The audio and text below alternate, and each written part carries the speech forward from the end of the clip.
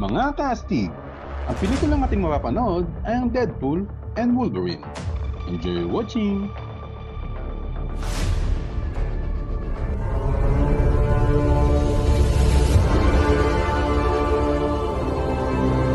Holy shit! You save the good stuff for special occasions? Nagsisimula ang pelikula kung saan makikita si Deadpool na naglalakad papunta sa isang libingan.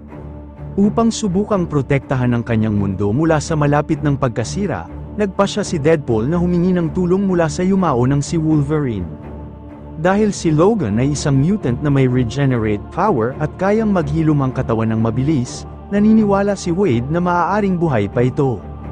Gayunpaman, nang hinuhukay niya na ito, natagpuan lamang niya ang mga kalansay ng mutant at sinimulan niyang bugbugin ito gamit ang isang pala, at sumpain siya dahil siya na lamang ang huling pag-asa niya. Makaraan ng ilang sandali, makikita si Deadpool na mas kalmado na kinakausap ang mga buto ni Logan. Pagkatapos ng ilang minuto, lumitaw ang isang grupo ng mga agent ng TVA upang arestuhin siya sa mga krimen laban sa banal na timeline. Walang pag-aatubili, ginamit ni Deadpool ang mga adamantium na buto ni Wolverine bilang sandata upang atakihin ang mga kalaban. Nagawa ni Deadpool na patayin ang lahat ng mga sundalo na ipinadala upang hulihin siya at sa wakas ay sinipa ang bungo ni Wolverine. Pagkatapos nito, lumitaw ang mga bagong agent sa pamamagitan ng mga portal isa-isa. Pagkakita sa kanila, nagpasya si Deadpool na ipagpatuloy ang pag-atake upang sila'y tuluyang mawala. Pagkatapos nito, sinabit niya ang mga adamantium na kuko ni Wolverine sa kanyang mga braso at ginamit ito bilang sandata upang talunin ang natitirang mga agent. Biglang bumalik ang eksena ng ilang buwan sa nakaraan, na kung saan nagpasya si Wade na gusto niyang sumali sa Avengers. Pagkatapos niyang mabuhay sa mundo ng krimen at pagiging isang mandirigma na kilala bilang Deadpool, nagpasya si Wade na mamuhay ng matuwid na buhay upang muling makuha ang kanyang kasintahan dahil ang pinakamalaking takot niya ay ang mawala si Vanessa. Gayunpaman, nang ma-realize ni Happy, ang dating personal na driver ni Tony Stark at ngayon ay empleyado ng Avengers, na ang hangarin ni Wade na sumali sa superhero team ay para sa sariling interes, sinabi niya na hindi niya ito matatanggap sa grupo. 6 na buwan matapos tanggihan, sinimulan ni Wade na ibalik ang kanyang buhay at nagtrabaho sa isang dealership kasama si Peter na alam na siya si Deadpool, isa sa iilang mga taong nakakaalam nito. Sa gabi ng kaarawan ni Wade, sinamahan siya ni Peter sa kanyang bahay kung saan natanggap ng dating mandirigma ang isang sorpresang salo-salo. Sa gabing yun, masaya si Wade na nag-e-enjoy na kasama ang kanyang mga kaibigan, kasama na rin si Vanessa. Ngayon, masaya si Wade kasama si Vanessa at ang kanyang mga kaibigan kahit hindi pa niya nalalampasan ang pagtatapos ng kanilang relasyon. Ito ay isa sa mga bihirang pagkakataon na makasama niya ang lahat ng taong mahal niya. Matapos niyang hipan ang kandila at mag-wish, biglang may kumatok sa pinto at siya ay sumagot. Sa sandaling yun, nakita niya ang mga agent ng TVA at sinubukan niyang malaman kung sino sila. Ngunit bago pa siya makapagtanong ng anumang tanong, hinubad ng isa sa mga agent ang kanyang wig habang hinatak siya papunta sa isang portal ng labag sa kanyang kagustuhan patungo sa TVA headquarters. Doon, nakilala ni Wade si Paradox na nagpaliwanag na ang lahat ng empleyado ng kumpanya ay responsable sa pagprotekta sa banal na timeline. Ipinakita ni Paradox ang tunay na dahilan kung bakit naroon si Wade at sinabi na siya ay napili para sa isang malaking misyon. Sinabi din niya na kung magtatrabaho si Deadpool para sa kanya, maaari na siyang sumali sa Avengers sa hinaharap. Nang marinig ito, agad na tinanggap ng anti-hero ang kasunduan at nagmadali sa kwarto ni Taylor upang kumuha ng bagong uniforme bago magsimula ang misyon. Humiling si Wade kay Paradox na ipadala siya pabalik sa bahay upang ibahagi ang balita sa kanyang mga kaibigan. Sa sandaling yun, natuklasan niya ang katotohanan na dahil sa kasunduang ginawa niya sa TVA, hindi na siya maaaring bumalik sa bahay dahil ang kanyang universe ay marireset na sa loob ng 72 hours at ang lahat ng mga taong mahal niya ay mawawala. Nang tanungin kung bakit, ipinaliwanag ni Paradox na kapag nawala ang anumang anchor sa isang universe, ito ay unti-unting maglalaho. Sa universe ni Wade, ang anchor na ito ay si Wolverine na nagbuwis ng sariling buhay upang iligtas ang isang grupo ng mga bata, kasama na ang kanyang anak na si Laura. Sa halip na hintayin ang natural na kamatayan ng universe na ito na mangyayari sa ilang libong taon, nagpasya si Paradox na gumawa ng isang makina upang sirain ito ng sabay-sabay. Matapos ibunyag ang tunay na hangarin ni Paradox, sinabi niya na may dalawang pagpipilian si Wade, ito ay ang sumali sa banal na timeline at tuparin ang kanyang pangarap na maging bahagi ng Avengers, o kasamang mawasak kasama ng kanyang mga kaibigan. Pumili si Deadpool ng ikatlong pagpipilian at sinuntok si Paradox bago magnakaw ng temp pad upang buksan ang isang portal pabalik sa bahay. Naniniwala siya na maaaring buhay pa si Wolverine kaya hinanap niya ito, ngunit natuklasan niyang patay na ang tanging taong maaaring magligtas sa kanyang mundo. Pagkatapos patayin ang lahat ng mga agent ng TVA na pinadala upang hulihin siya, nagpasya si Deadpool na maglakbay upang hanapin ang ibang Logan at kumbinsihin itong tulungan siya sa pagliligtas sa kanyang mga kaibigan. Sa paglalakbay sa iba't ibang parallel universes, nakilala ni Deadpool ang ilang bersyon ng Wolverine at sinubukan niyang kumbinsihin sila na tulungan siya sa misyon na ito. Gayunpaman, lahat ng mga Logan na kanyang nakilala ay nagtatangkang patayin siya, kasama na ang isang kamukha ni Henry Cavill. Matapos masaksak ng mga kuko ng adamantium ang kanyang katawan ng ilang beses, natagpuan ni Deadpool ang isang Wolverine na adik sa alak na tumanggi rin na tulungan siya. Sa pagkaubos ng kanyang mga pagpipilian, walang pag-aalinlangan si Wade na dinala siya sa TVA headquarters at subukang kumbinsihin si Paradox na palitan ang lumang Wolverine ng bago. Gayunpaman, sinabi ni Paradox na hindi maaaring gawin ang pagpapalit na ito. Pinilit ni Wade na makipag-usap sa sinumang nasa kapangyarihan at doon ay natuklasan ni Deadpool na nais ni Paradox na isagawa ang operasyon na walang pahintulot ng kanyang boss kaya binantaan siya ni Deadpool upang hindi mawala ang kanyang posisyon. Upang maiwasan ang anumang gulo, nagpasya si Paradox na i-reset ang mercenary at gawin ang parehong bagay kay Wolverine bago pa man sila makapagdulot ng anumang problema. Nang haharapin na ni Deadpool si Logan, naglabas ng galit si Logan dahil kinuha siya mula sa kanyang universe ng labag sa kanyang kagustuhan at ngayon ay nakakulong siya sa isang hindi niya kilalang lugar. Gumanti si Wade at binaril ang baril niya sa katawan ni Wolverine. Patuloy ang laban at ginamit ni Wolverine ang mga kuko niya para sirain ang mga armas ni Deadpool na ginamitan naman niya ng kanyang espada para harangan ang mga suntok. Sa gitna ng laban, maraming beses tinamaan si Wolverine at nanatili ang mga espada ni Deadpool na nakabaon sa katawan niya. Ngayong mas mahina na ang kalaban, handa na si Logan na putulin ang ulo ni Deadpool pero nagawa nitong kumbinsihin siya na sumama sa kanya kahit hindi niya alam ang nakaraan ni Wolverine. Iniisip ni Wade na malamang may malalim siyang pinagdadaanan na nagdulot sa kanya ng matinding sakit kaya nangako siya na kung tutulungan siya ng mutant na bumalik sa TVA headquarters, kukumbinsihin niya si Paradox na ayusin ang kanyang universe. Nabasag ang usapan nang dumating si Captain America at nagpaalam sa kanila na ang tunay na mga kaaway ay papalapit na. Nakita ni Deadpool ang isa sa kanyang paboritong superhero na nasa harap niya kaya naging emosyonal siya, pero nang magsimulang mabalat ng apoy ang katawan ni Chris Evans, napagtanto niya na siya pala ay si Johnny Storm mula sa Fantastic Four. Nang gamitin ng Human Torch ang kapangyarihan niya para subukang patayin ang mga kaaway, nagawa ni Pyro na harangan ang atake at kunin ang apoy. Pagkatapos mawalan ng kapangyarihan si Johnny, bumagsak siya sa lupa at lumitaw si Sabretooth upang atakihin ang kapatid niya. Sa sandaling mag-uumpisa na ang laban, tinanggal ni Deadpool ang mga espada na nakabaon sa katawan ni Wolverine at umaasa na ito ay magiging isang matinding laban. Gayunpaman, agad na sumalakay si Logan at pinutol ang ulo ng kalaban niya at ngayon ay nauunawaan ni Pyro na hindi niya kayang hulihin ang dalawa. Kaya nagdesisyon si Pyro na gamitin ang isang malaking magnet upang ikulong si Wolverine at nadamay din si Deadpool na nasa likuran ni Logan.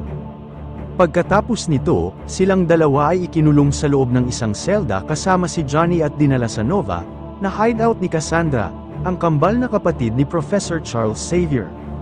Nang makita nila si Cassandra, ibinahagi ni Deadpool ang lahat ng masasamang sinabi ni Johnny tungkol sa kanya sa buong biyahe at nagpasya ang mutant na patayin siya. Sinabi ni Cassandra na ipinadala siya sa lugar na yun bago pa man siya natutong maglakad, at nagagalit siya dahil hindi man siya nagawang hanapin ang kanyang kapatid. Nang marinig ni Wolverine ang babae na nagsasalita ng hindi maganda sa kanyang yumaong kaibigan, sinubukan niyang atakihin ito ngunit hindi pa man nakakalapit at nagawa ng palubugin ang kanyang katawan sa sahig. Pagkatapos nito, pinasok ni Cassandra ang isip ni Wade upang alamin ang kanyang mga kahinaan, at natuklasan niya na kamakailan lamang ay tinanggihan siya ng taong kanyang pinakamamahal.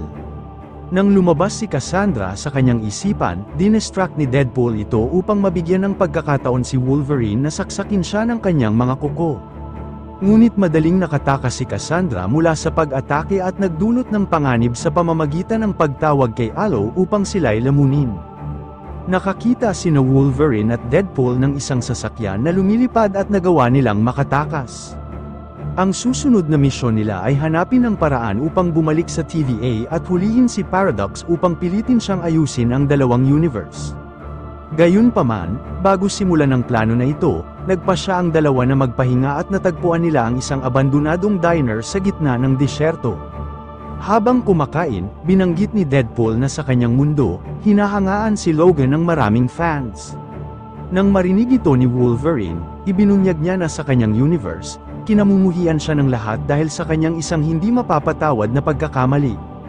Matapos ang maikling pahinga, nagpasya ang dalawang magkakampi na ipagpatuloy ang kanilang paglalakbay patungo sa border dahil sinabi ni Johnny bago siya mamatay na yun ang tanging paraan upang makalabas sa mundo na yun. Sa panahong yun, nagtanong si Wolverine kung ano ang nangyari sa kanyang ibang bersyon at ibinunyag ni Deadpool na namatay si Logan habang sinusubukan niyang iligtas ang isang batang babae na tulad niya na nilikha sa isang laboratorio. Ang batang babae na pinangalanan na Laura ay kilala bilang X-23 ngunit itinuring siya ni Wolverine bilang kanyang anak at nagbuwis ng buhay upang siya'y maging malaya. Habang naglalakad ang dalawa sa disyerto, biglang nakakita si Deadpool ng isang asong tumatakbo patungo sa kanya at naakit siya sa hayop. Hindi nagdalawang isip si Wade na ampunin ito ngunit agad niyang natuklasan na mayroon ng may-ari sa asong pinangalanan na Dogpool. Sa sandaling yon, lumitaw si Nicepool upang kunin ang kanyang aso at tinanong ni Wolverine kung saan ang daan patungo sa border. Bilang tulong sa mga estranghero upang makabalik sa kanilang tahanan, nagpasya si Nicepool na ipahiram ang kanyang sasakyan upang mas mapabilis ang kanilang paglalakbay. Bago umalis, bagaman may pag-aalinlangan, ibinalik ni Wade si Dogpool sa tamang may-ari nito at sumakay sa sasakyan upang ipagpatuloy ang kanilang paglalakbay. Sa panahon ng paglalakbay, tinanong ni Deadpool si Wolverine kung ano ang gusto niyang baguhin kung maaaring baguhin ng mga agent ng TVA ang nakaraan.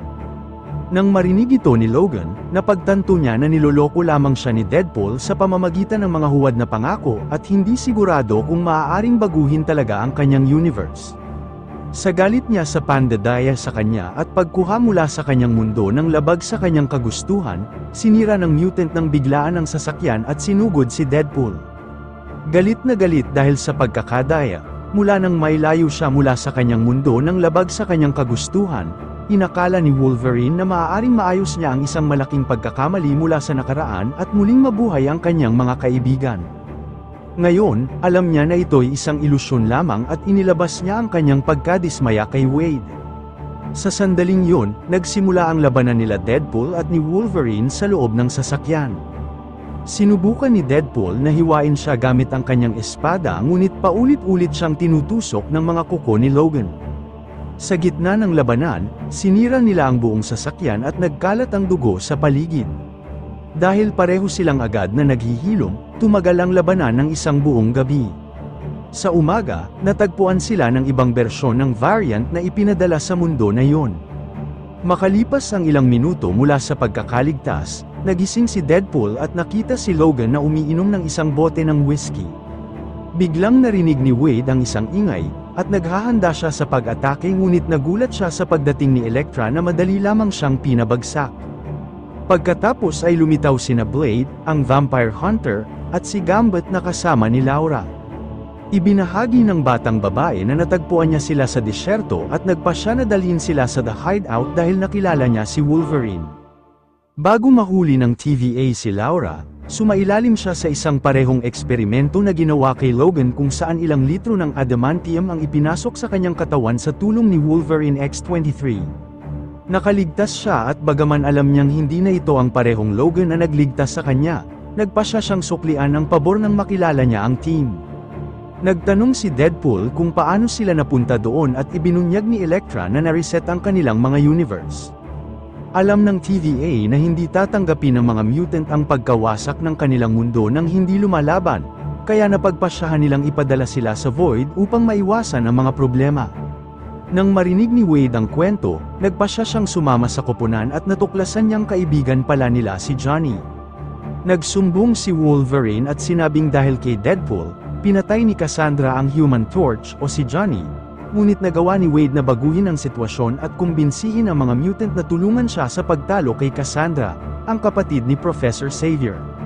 Ang tanging paraan upang pigilan ang kalaban ay sa pamamagitan ng pagpigil ng kanyang kapangyarihan gamit ang helmet ni Magneto, ngunit sinira ito ni Cassandra matapos niyang patayin ang mutant.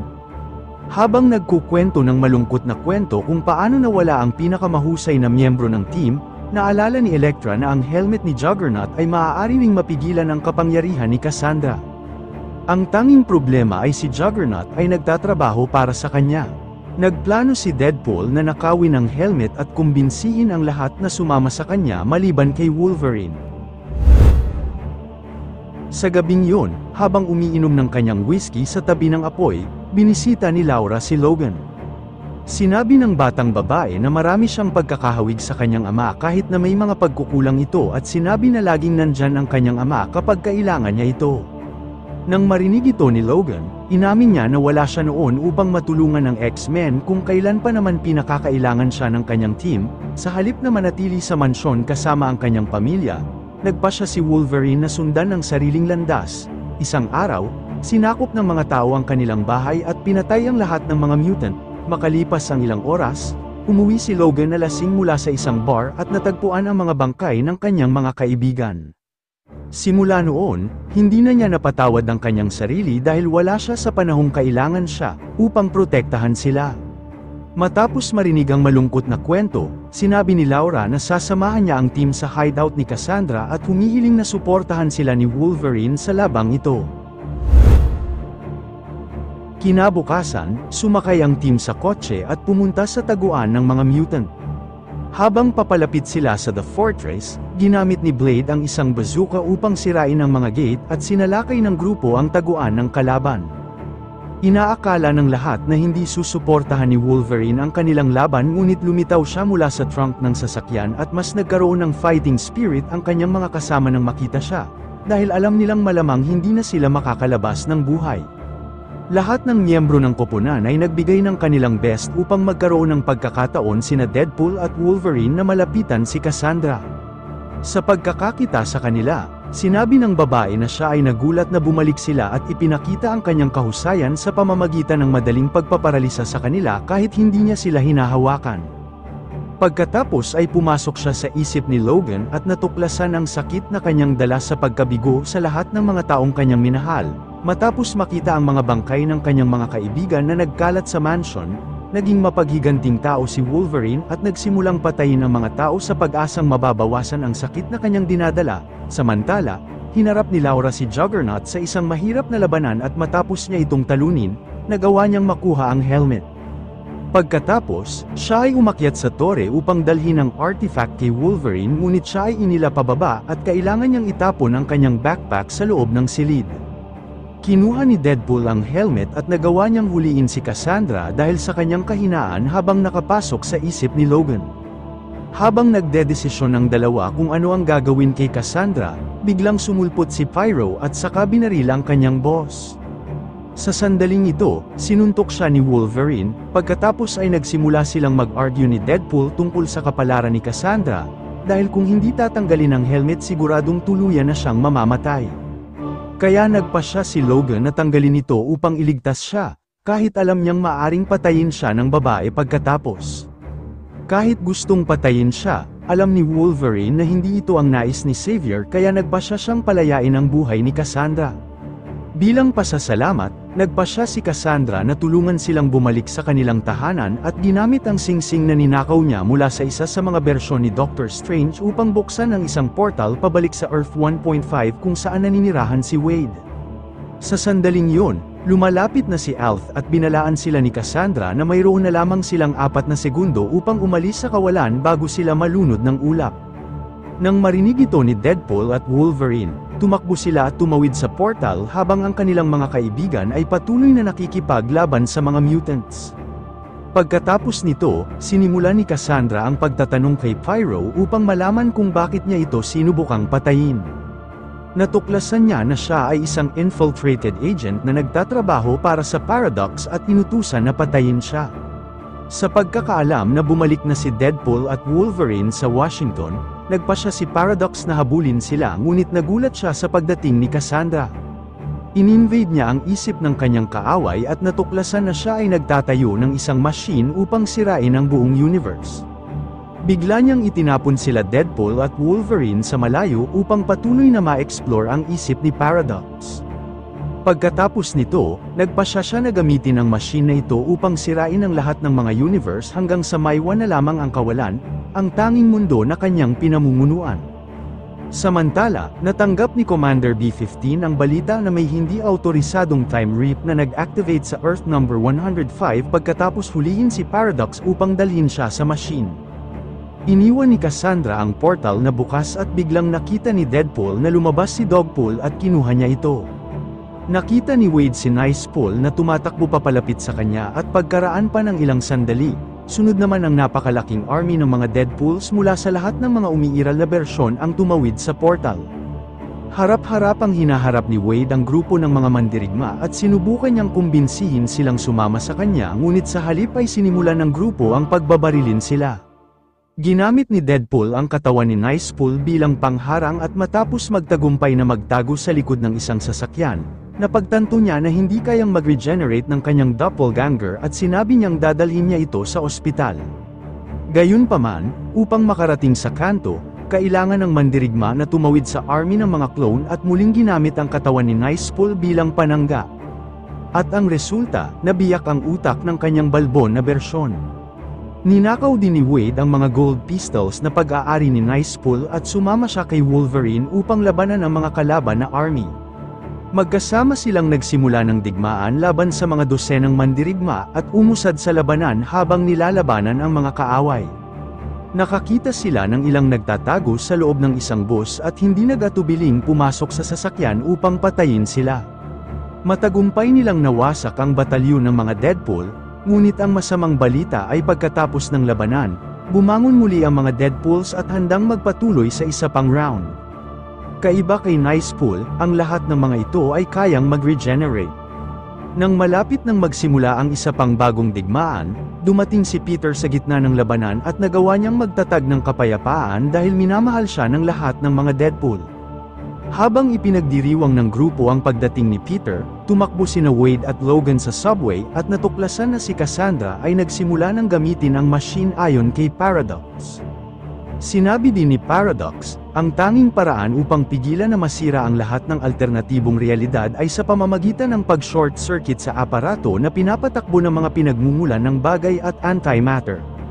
Upang sirain ang machine, kinakailangan na lumikha ng koneksyon sa pagitan ng mga pinagmumulan ngunit ang taong magiging connector ay lubos na masusunog. Bagaman alam nila ang malaking panganib, nagpasya sina Deadpool at Wolverine na ituloy ang misyon.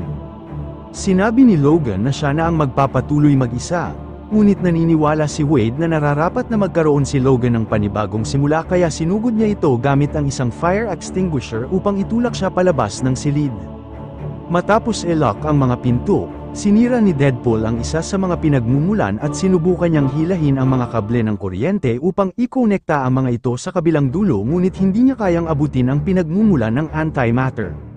Sa sandaling tila nawawalan na ng pag-asa, nagawa ni Wolverine na sirain ang pinto at hawakan ang kamay ni Wade.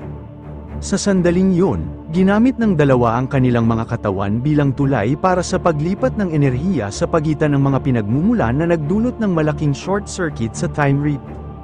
Samantala, nasusunog ang kanilang mga katawan mula sa loob ngunit nagawa nilang tiisin ito habang ibinabahagi nila ang sobrang enerhiya sa pagsabog ng machine. Ang katawan ni Cassandra ay agad na naging alikabok at ang Earth number 105 ay malapit ng maligtas sa nalalapit na pagkawasak. Sa sandaling yun, lumitaw si Commander B-15 at nagtanong kay Paradox tungkol sa hindi autorisadong paggamit ng Time Reaper. Sa kanyang depensa, sinabi niya na si Cassandra ang pumilit sa kanya na magtayo ng machine at inatake ang kanyang isip upang makuha ang impormasyon kung paano ito gamitin. Ayon kay Paradox, nang ma-realize niya na ang realidad na yun ay malilipol, kinuha niya si Deadpool at Wolverine upang ituwid ang pagkakamali at nag-alay sila ng kanilang mga sarili bilang mga bayani upang iligtas ang universe. Ang hindi inaasahan ni Paradox ay ang pagkabuhay ni Deadpool at Wolverine mula sa pagsabog at ang kanilang pagpapakita upang kontrahin ang buong kwento niya. Dahil sa kanilang pagtutulungan, nagawa nilang mabuhay at matapos matuklasan ang katotohanan, inutos ni B5 sa kanyang mga gwardya na dalhin si Paradox sa TVA headquarters kung saan siya huhusgahan sa kanyang mga aksyon. Matapos sirain ang Time Reaper, sinuri ng Commander na ang universe ay nagbabalik sa normal at pinuri si Wade at Logan sa kanilang mahusay na trabaho. Kahit na hindi nabibilang si Wolverine sa timeline na yun, pinapayagan siya ni B5 na manatili doon upang magkaroon ng pangalawang pagkakataon sa pagbangon ng kanyang buhay. Sa pagkaalam niya na ang Commander ay nasa magandang disposisyon, humihiling si Deadpool ng tulong sa kanya upang iligtas ang kanyang mga kaibigan na naipit sa kawalan dahil kung hindi sa kanila hindi nila magagawa ang mga ito. Matapos iligtas ang mundo, nagpasya sina Deadpool at Wolverine na lumabas para kumain at na-reunite muli si Wade kay Dogpool. Dahil wala na si Pool, nagpasya siya na ampunin ang aso at dalhin ito sa bahay kasama si Logan. Sa pagpasok sa apartment, binati sila ng tatlo ni Al na masaya nang malaman na magkakaroon siya ng dalawang bagong kasama sa bahay. Ilang araw ang lumipas, nakasa ni Wade ang lahat ng kanyang mga bago at dating kaibigan at sinamantala ang pagkakataon upang humingi ng tawad kay Vanessa.